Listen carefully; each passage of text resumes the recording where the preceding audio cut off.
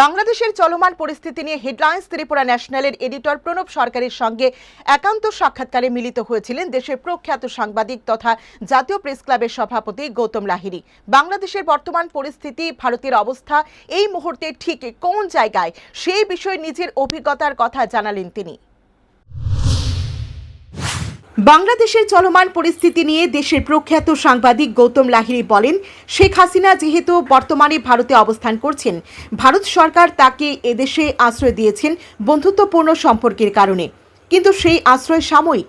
বিকল্প কোনো জায়গায় তিনি যাবেন তা ঠিক না হওয়া পর্যন্ত শেখ হাসিনাকে ভারতে আশ্রয় দেওয়া হয়েছে।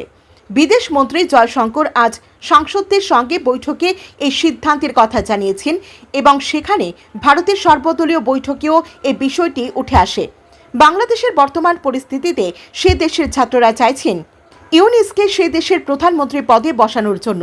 এ ব্যাপারে ভারত সরকার কী পদক্ষেপ গ্রহণ করবে তা নিয়েও বৈঠকে বিস্তারিত আলোচনা হয় বলে তিনি জানিয়েছেন।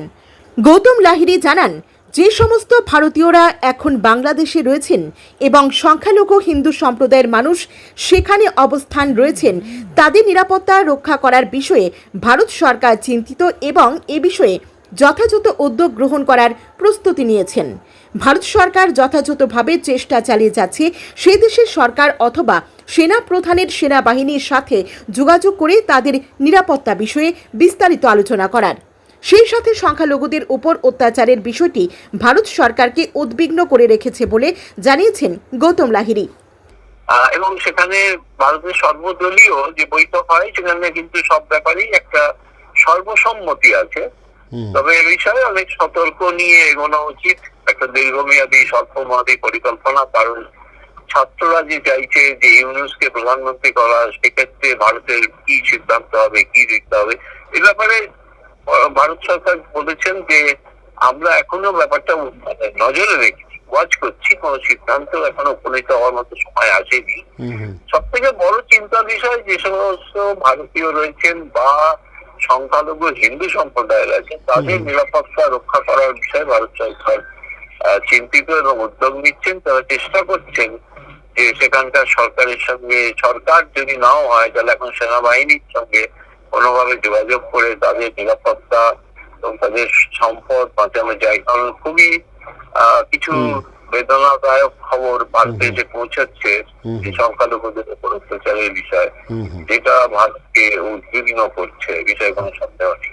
বাংলাদেশের বর্তমান পরিস্থিতি যা চলছে তাতে আগামী দিনের বাংলাদেশ কি ধরনের বাংলাদেশ হবে সেই প্রসঙ্গে গৌতম বাবু বলেন, বর্তমানে বাংলাদেশের সেনা প্রধানের আওতায় 3 মাসের জন্য একটি অন্তর্বর্তীকালীন সরকার প্রতিষ্ঠিত হবে এবং পরিস্থিতি স্বাভাবিক হবার পর নির্বাচনের মাধ্যমে যে সরকার প্রতিষ্ঠিত হবে সেই সরকার দেশ পরিচালনা করবে বলে আশা প্রকাশ করেছেন তিনি।